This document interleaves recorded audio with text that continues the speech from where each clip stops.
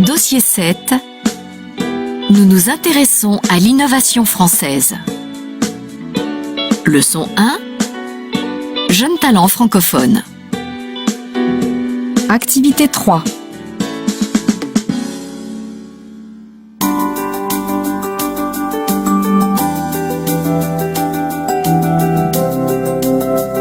La lumière qui vient de la mer.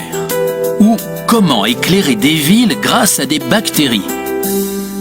On dirait un programme tout droit sorti d'un film de science-fiction, et pourtant, une start-up française planche déjà dessus. Sa fondatrice, Sandra Ray, a été mise à l'honneur notamment par le célèbre MIT de Boston. Alors, comment lui est venue l'idée de son entreprise Glowy? Écoutez-la.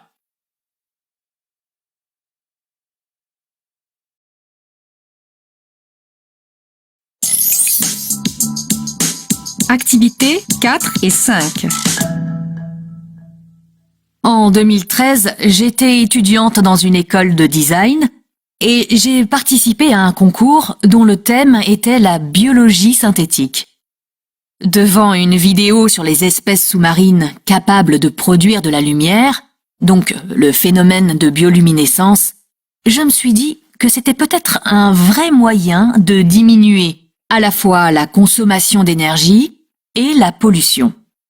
Finalement, la réponse était peut-être dans la nature. Alors, j'ai commencé à travailler autour de l'utilisation de la bioluminescence pour illuminer les villes de demain. On parle souvent d'éléments naturels dans la mer. Mais comment est-ce qu'on en arrive à penser que, finalement, ça pourrait éclairer des villes, des vitrines, des bâtiments? La bioluminescence, c'est un phénomène qui est très connu. Un phénomène sur lequel il y a beaucoup de littérature. Et c'est surtout un phénomène pour lequel on a identifié plusieurs gènes. Donc aujourd'hui, on a des technologies, comme la biologie synthétique, grâce à laquelle on peut coder l'ADN. On peut maintenant reproduire l'ADN en laboratoire et l'améliorer pour en faire une vraie solution durable.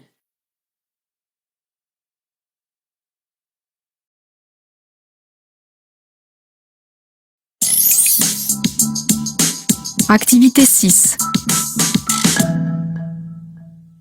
D'accord. Donc, ce serait dans les prochains mois qu'on pourrait avoir, par exemple, un bâtiment éclairé grâce aux bactéries?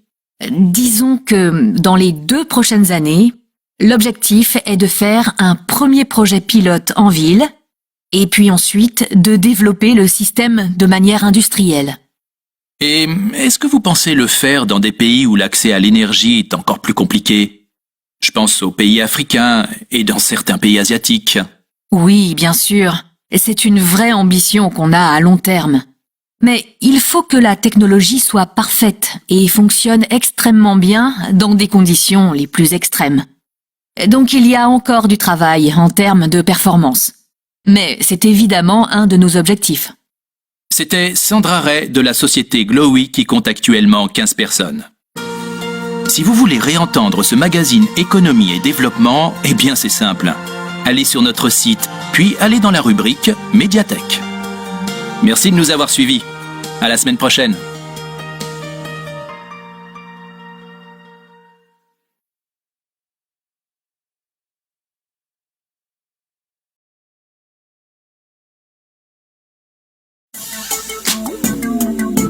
Leçon 2. Innovation française. Activités 9 et 10.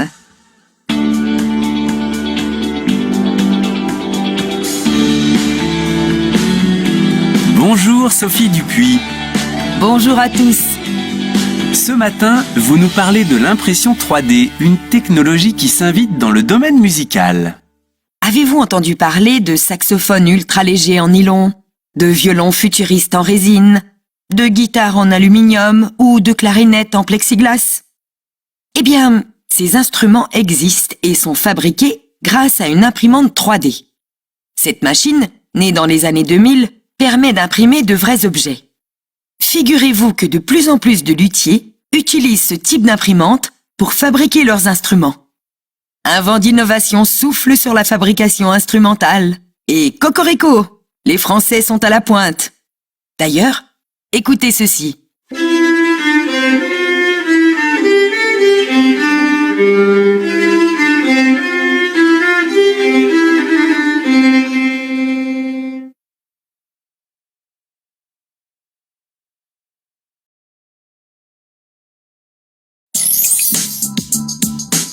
Activité 11.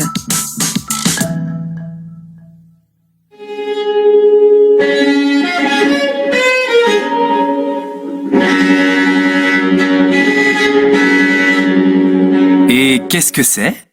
Ça vous plaît? J'adore. Eh bien, il s'agit du son produit par un 3D Varius.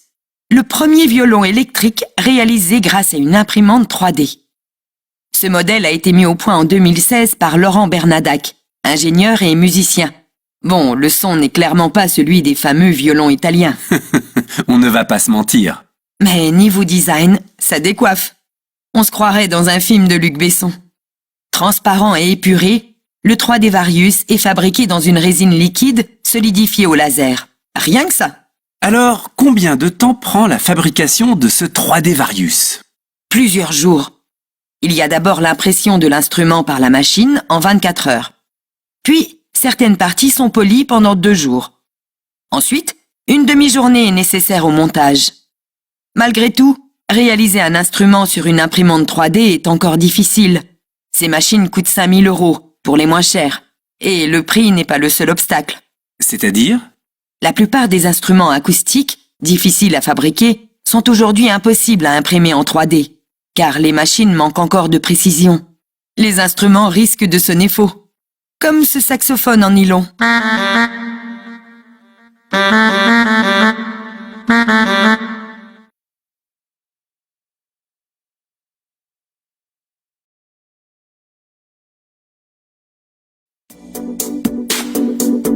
Focus langue.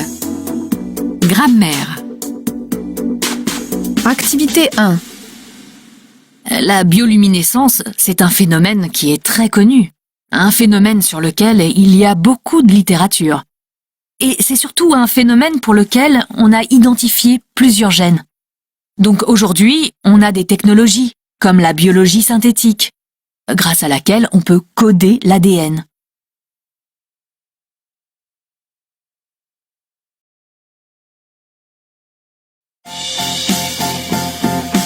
Focus langue. Son et intonation. Activité 3. Transparent. Complexe. Clarinette. Obstacle. Ultra. Souffler. Extraordinaire. Instrumental. Imprimante. Plexiglas. Fabrication. Électrique.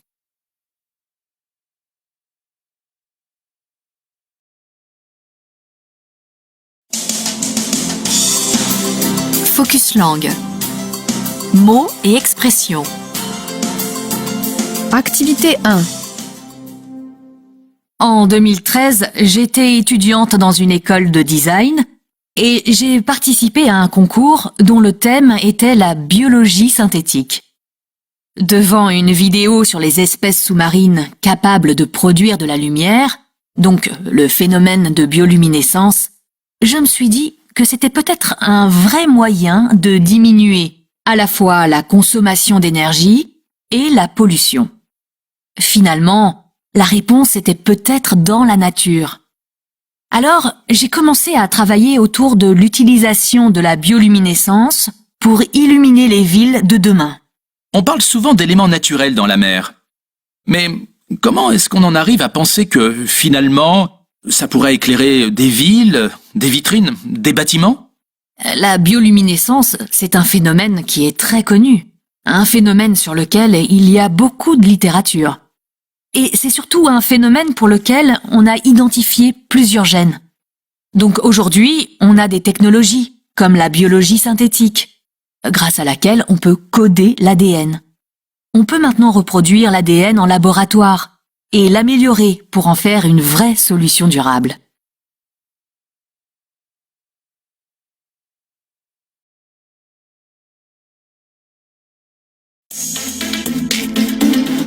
Leçon 3. Économie de l'innovation. Activités 1 et 2.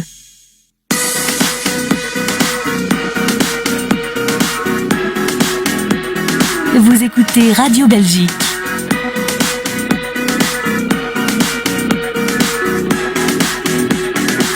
On parle économie à 7h40 et vous nous parlez Hugo Vanecker, incubateur d'entreprise.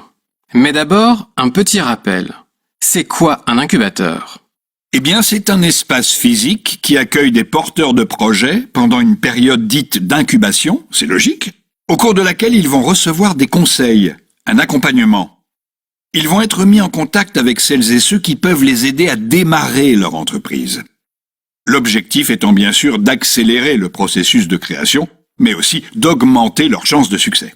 Un nouvel incubateur a vu le jour hier à Bruxelles. C'est un incubateur un peu particulier, non ? Le nouveau venu, appelé Creatis, est spécialisé dans l'incubation de projets culturels et créatifs. Pourquoi ? Eh bien parce que de plus en plus de ces projets sont abordés et mis sur le marché comme des entreprises. Pourtant, ils ont encore des besoins particuliers. Et les promoteurs de Creatis ont voulu leur consacrer un incubateur spécialisé.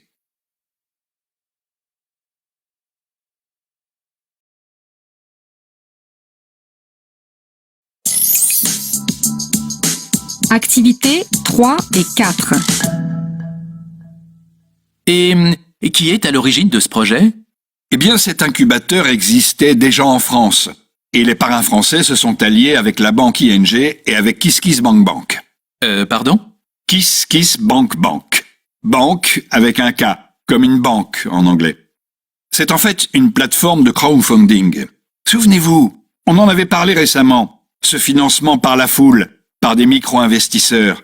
Eh bien, c'est un partenaire de Creatis. Joli jeu de mots, KissKissBankBank. Quels sont les secteurs qui seront concernés ? Eh bien, les incubés pourront couvrir une grosse dizaine de domaines tels que les médias, l'animation, la musique, l'architecture, la mode, les arts culinaires, etc. Mais l'incubateur va privilégier des activités innovantes liées au numérique et qui ont vraiment un potentiel de croissance. Bref, à suivre. On en reparlera certainement dans les prochains mois.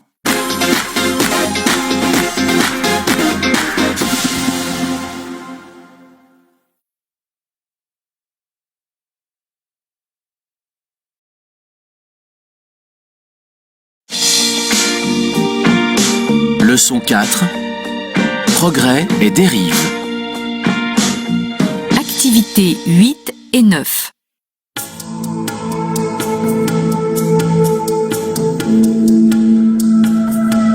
Samy est avec nous aujourd'hui. Il a décidé d'anticiper, de regarder dans le futur, précisément dans 20 ans. Voici le premier reportage. Il fait un petit peu peur parce qu'on va vous parler de puces électroniques qu'on implante sous la peau. Oui, c'est une première. La société New Fusion a décidé d'implanter une puce sous la peau de ses employés, dans leurs mains. La mini-puce a la taille d'un grain de riz. Elle coûte 100 € et contient uniquement vos données personnelles.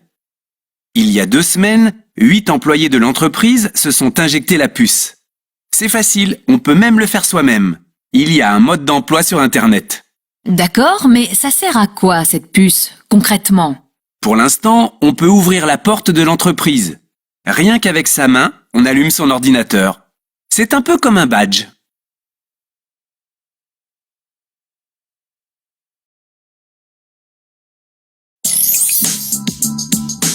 Activités 10 et 11. Et la vie privée là-dedans ? Seuls les employés volontaires ont été équipés de la puce. Mais il est clair qu'il existe des dérives. Et puis, que fait-on des données ? C'est un véritable sujet d'inquiétude. Et côté santé, vous pensez qu'on ne risque rien ? Eh bien, pour le moment, On n'en a aucune idée. Il y a peu d'études sur le phénomène, notamment sur le rejet du corps étranger et sa toxicité. On se demande comment se comporte la puce pour une IRM ou un contrôle à l'aéroport. Je n'en sais rien. On ne sait pas encore. Oui, bon, moi, je ne suis pas persuadée que ce soit sans danger. En tout cas, c'est sûr que c'est assez inquiétant. Oui, mais ça peut aussi aider à l'avenir. Dans cette puce, vous avez toutes vos données médicales. Vous perdez connaissance, les services de secours vous badgent, et voilà. Mais on sait très bien qu'il y a des dérives. Et je ne suis pas du tout certaine que ce soit le bien-être des gens qui motive les entreprises. Franchement, il y a de quoi s'inquiéter. Bref, il faut choisir entre la sécurité, le côté pratique ou la vie privée. C'est vraiment une question éthique. Et on vous la pose, cette question, sur la page Facebook de l'émission On n'est pas des pigeons.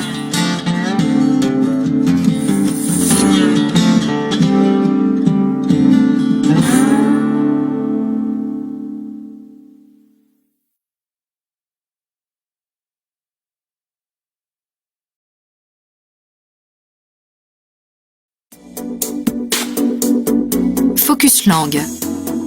Grammaire. Activité 2.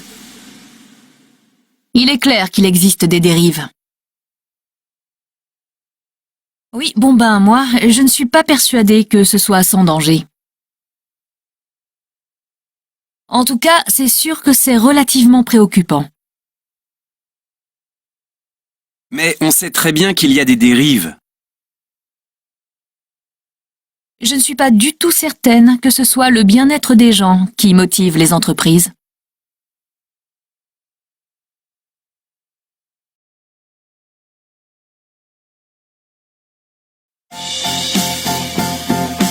Focus langue. Son et intonation. Activité 3. Dans la ville de demain, on sera tous hyper connectés. On se déplacera moins pour le travail, on dépensera moins d'énergie, on achètera de la nourriture sans sortir de la maison. Bref, on fera plein de choses différentes de maintenant.